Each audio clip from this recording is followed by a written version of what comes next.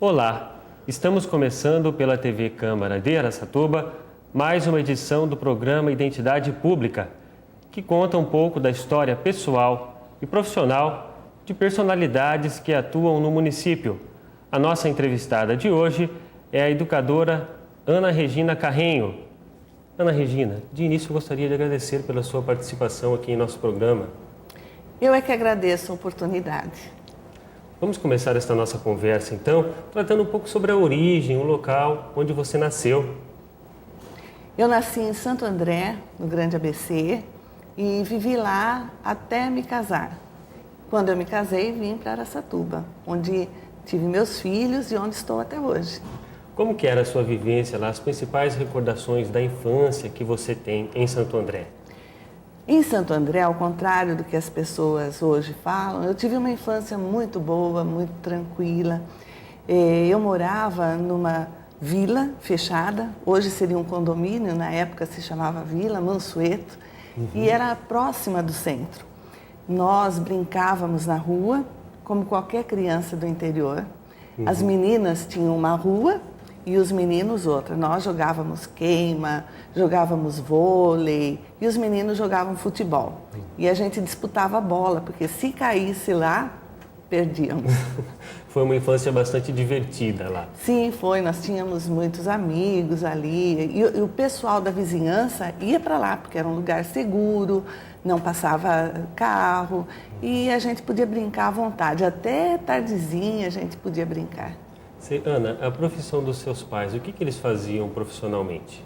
Minha mãe era do lar, minha mãe sempre foi dona de casa e meu pai era contador, ele era advogado, ele sempre trabalhou em empresas.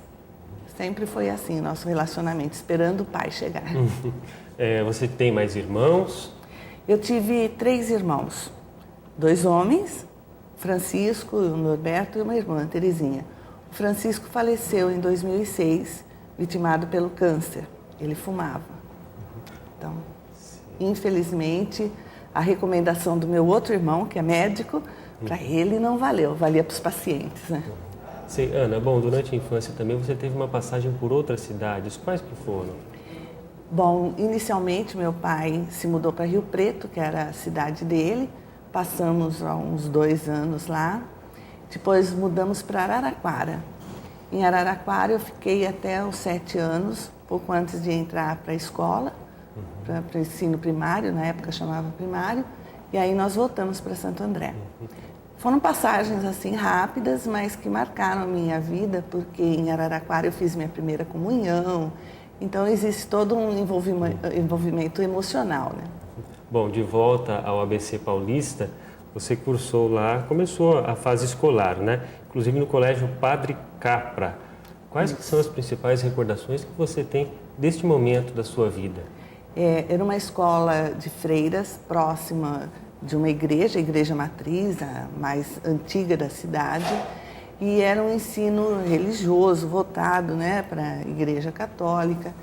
E ali nós tivemos... Era uma formação diferenciada? Era uma formação diferenciada. Nós tínhamos apoio religioso, tínhamos uma vivência religiosa, comemorávamos a Páscoa, havia a necessidade de se comungar, de se confessar.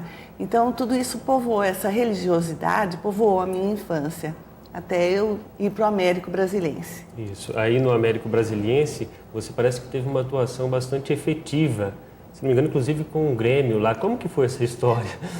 Exatamente. Tive uma participação no Grêmio, foi uma chapa que revolucionou ali na época. O presidente do Grêmio conquistou mais de 1000 votos numa escola, então isso era inédito. E eu era a secretária do Grêmio, então participei ali, era um Grêmio ativo, voltado para os alunos, buscava-se aluno com problema, se tentava resolver, inclusive eram feitas palestras de explicação da parte sexual, como é que acontecia, a educação sexual fora daquilo que se fazia na época, era um avanço, né? E o cuidado com o prédio também, com as instalações, Primeiro pintamos o Grêmio, todo mundo pintava, né? Pintamos a salinha do Grêmio, depois estendemos a pintura para o resto da escola. Essas eram discussões assim de bastante relevância pública, que hoje acaba se perdendo um pouco, é isso, professor? Isso, na época nós estávamos vivendo a ditadura militar. Sim. E essas discussões eram feitas dentro do Grêmio, fechadas, e nós tínhamos muita preocupação, porque a própria diretora que nos dava apoio, ao mesmo tempo ela tinha muito receio e nos chamava ali, olha, toma cuidado, vai devagar, não comentem isso ou aquilo. Realmente era uma época que nós estávamos aflorando para a vida cidadã. Sim. E nós tínhamos um interesse muito grande em mostrar isso.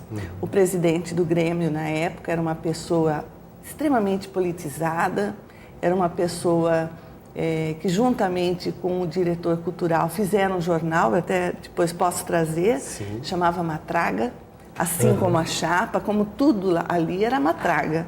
Foi uma marca na época em que nós estudamos, né? Foi uma marca para a própria escola.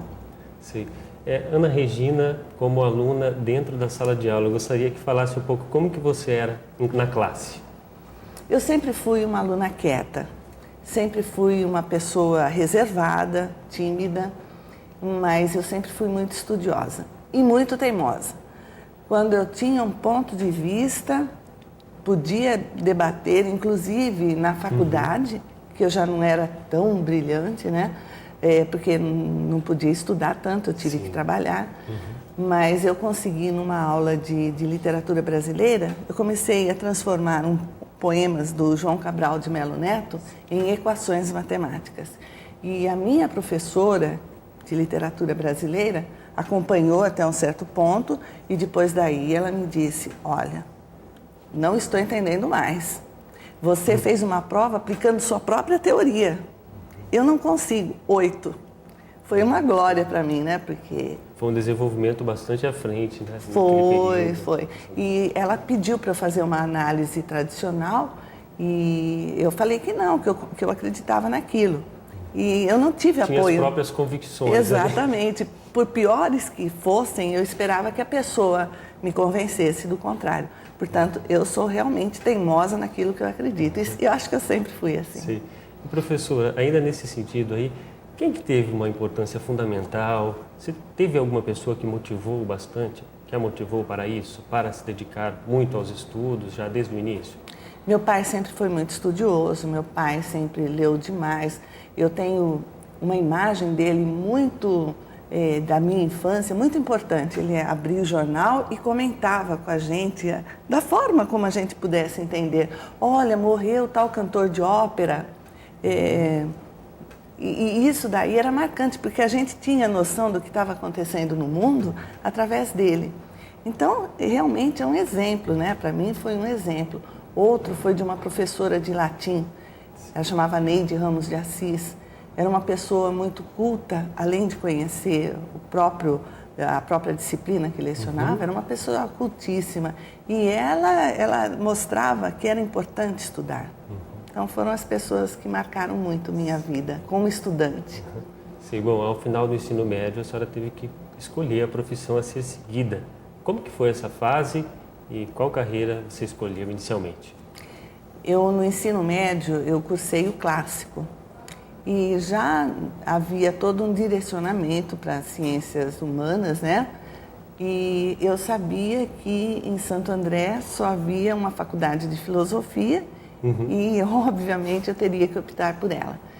Alguns colegas foram fazer Direito na Universidade de São Paulo, na São Francisco, e eu queria ir.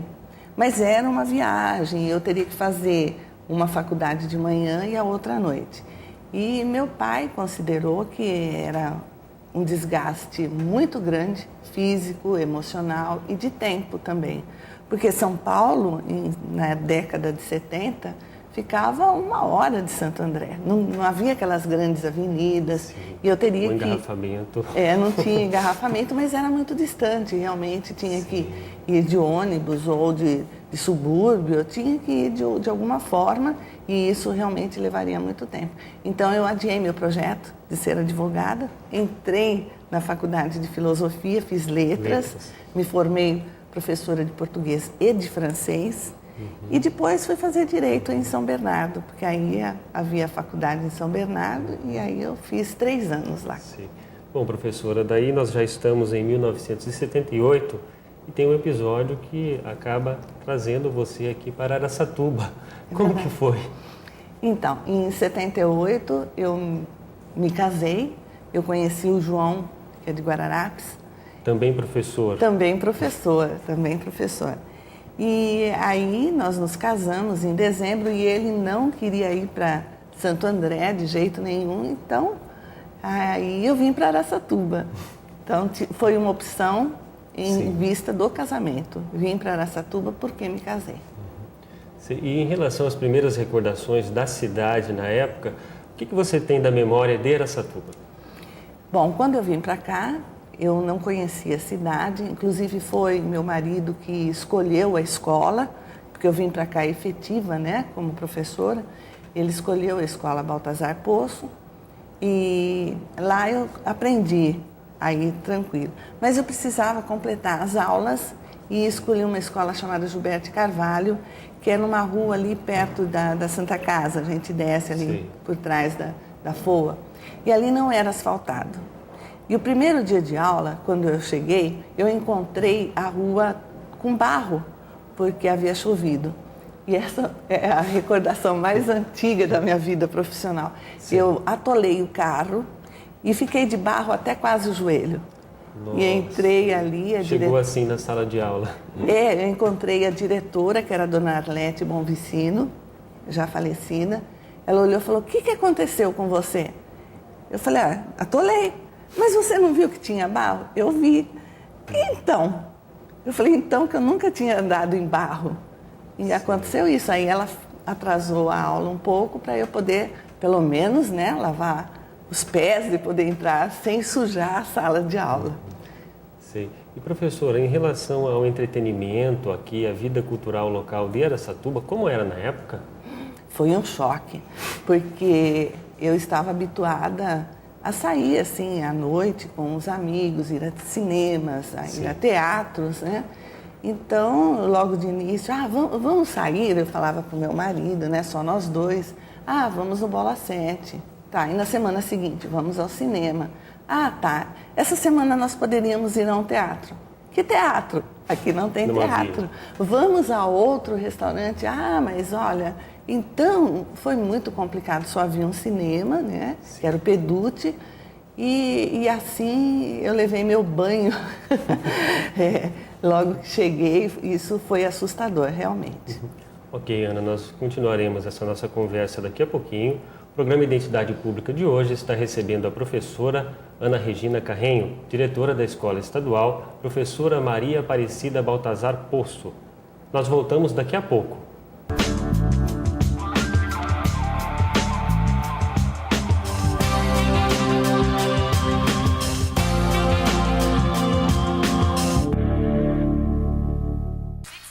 E aí, vamos acender um? Opa, tá na mão. Você quer, Maria? Não, tô na boa. Maria, só um pega, vai. Não. Maria, deixa de ser careta. Até que você sabe, a minha viagem é outra. Posso ser Maria, mas nem sempre vou com as outras. Drogas, nem morto. Feijão, feijão com arroz, no mexido feijoada baião de 2. Arroz com feijão, essa mistura construiu uma nação. Coma seu caruru, seu acarajé, tome seu tacacá, seu chimarrão. Prove o que há de bom em sua região, só não esqueça, meu amigo, do arroz com feijão. Coma feijão com arroz. Feijão com arroz é Brasil que dá gosto. Uma campanha, Ministério do Desenvolvimento Social e Combate à Fome. Brasil, um país de todos. Essa mistura construiu uma nação.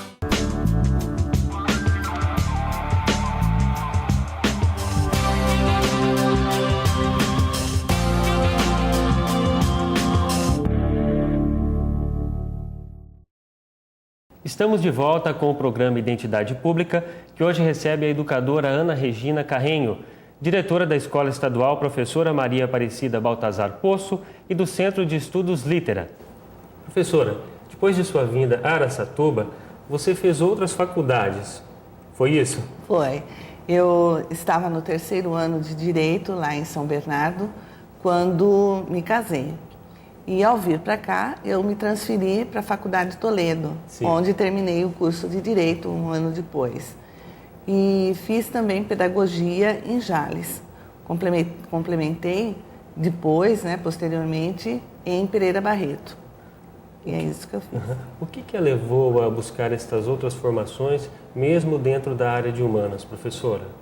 Bom, eu sempre quis fazer Direito. Sempre achei que me completaria, né? Sim. E realmente fez falta na minha atuação profissional. Posteriormente, eu apliquei, os conhecimentos de Direito. E pedagogia é uma necessidade própria do educador. Eu acho que todo educador, todos que fazem esse trabalho com alunos, com filhos inclusive, tem que ter uma noção de pedagogia. Sei, professora, um pouco mais recente, você defendeu a dissertação de mestrado em Educação na Unesp de Marília. É verdade. Você tratou dessa questão da TV Escola. Relate um pouco para a gente como que foi esse tema. A tecnologia sempre me fascinou. E eu sempre imaginei quanto a educação não ganharia se pudesse se utilizar de veículos como a televisão, o rádio, agora a internet. Mas isso sempre foi para mim de um interesse muito grande. E aí eu passei a estudar, fiz um projeto, passei na prova da Unesp e fiz um projeto para estudar a influência da TV Escola na formação dos professores. Dessa forma, eu comecei a verificar como acontecia a capacitação e como ela ocorria na prática. De um lado, todo o interesse da Secretaria da Educação em capacitar e, de outro, qual era o resultado dessa capacitação na escola e, em especial, na sala de aula. E quais que foram as conclusões a que você chegou, professora Ana? Existe todo um arsenal tecnológico colocado na escola, existem possibilidades infinitas de utilização. Nosso aluno utiliza hoje internet com uma facilidade muito maior do que o próprio professor. Isso criou uma barreira, uma insegurança para o professor que muitas vezes não consegue competir com o aluno na rapidez de raciocínio, na rapidez de acesso às informações, na quantidade e na qualidade de informações que o nosso aluno tem. Isso cria uma barreira e um sentimento de impotência do professor, que é ruim. Então, toda a situação, todo o aparato da própria tecnologia colocada na escola está sentindo, todo esse aparato está um pouco parado, porque o professor não consegue avançar na rapidez com que o aluno avança. Então, eu acredito que, com toda a boa vontade, com todo o interesse que o professor tenha, ele ainda não está tão desenvolvido, ele não tem o uso tão adequado como o seu aluno. Mas existem aí algumas atitudes, algumas ações das secretarias, tanto a Secretaria Municipal quanto a Estadual, em providenciar esse acesso, em facilitar esse acesso do professor às tecnologias. Existem programas como o Proinfo, como outros, que trouxeram já há algum tempo essa possibilidade do professor se capacitar para atender uma demanda que está aí à nossa porta. O programa Pedagogia Cidadã seria um deles? Sim, o programa Pedagogia Cidadã é a pedagogia oferecida pelo próprio governo, ali uma competência da Unesp e do governo do Estado, é uma parceria para capacitar as pessoas em pedagogia, usando esse recurso da TV à distância, da educação à distância. Eu acho muito apropriado, acho uma necessidade muito grande, defendo o ensino à distância. Sim. Muitas pessoas consideram o ensino à distância uma educação de segunda classe, de terceira classe. Ao contrário, depende do aluno. Se o aluno for um aluno de primeira classe, ele vai usar a educação à distância como uma educação de primeira classe. Os recursos são infinitos. Ali na educação à distância se sugere a bibliografia complementar, se sugere a leitura que é adequada para aquele estudo, para aquela compreensão. Então, é uma educação de primeira classe, sim, avançada, atualizada. Então, cabe a quem está utilizando o recurso também ser um aluno de primeira classe. Bem, professora, você também hoje é diretora escolar e professora da Faculdade de Tecnologia de Birigui. O que essa experiência, essa longa experiência, trouxe para a sua vida profissional? Eu aprendo a cada ano novas coisas com novas pessoas. Eu acredito que seja a minha situação onde eu me sinto mais à vontade, onde eu me sinto mais à vontade é a sala de aula. Sala de aula é uma aprendizagem, é uma troca de experiências. Então, como eu já tenho mais de 30 anos dentro de sala, aprendi muito com os meus alunos. E eu acredito que isso é que valoriza toda a profissão do professor. O profissional tem que aprender a aprender. E se nós estivermos abertos, certamente toda essa experiência vai enriquecer para que a gente também consiga enriquecer a vida dos outros. Sim. Entre os anos de 1995 e 1999, você também teve experiência como delegada e dirigente regional de ensino daqui de Araçatuba. Como que foi também essa experiência? Foi inédita para mim. Eu não esperava, porque eu era professora, eu estava dentro da sala de aula e eu fiz um concurso. Na época, o governador era Mário Covas e ele abriu a possibilidade de acesso à diretoria de ensino, à delegacia de ensino, através de concurso. Fiz um concurso, fui aprovada, meu projeto foi aceito e eu vim para tomar conta de 56 escolas em 6 municípios. Realmente, no início foi assustador, mas eu vim para fazer uma tarefa, eu me propus a fazer bem feito. E foi uma época de muitas mudanças. Houve a alteração da rede física, nós separamos as escolas de 1ª a 4ª das escolas de 5º e 8º ensino médio. E isso gerou muita polêmica, os professores não aceitavam, houve críticas. Nossa, muitas pessoas disseram: há quanto tempo lutamos para ter uma escola de primeira série até o 3º ano do ensino médio? A hora que se consegue, se desfaz tudo isso, mas na minha opinião, foi uma decisão acertada.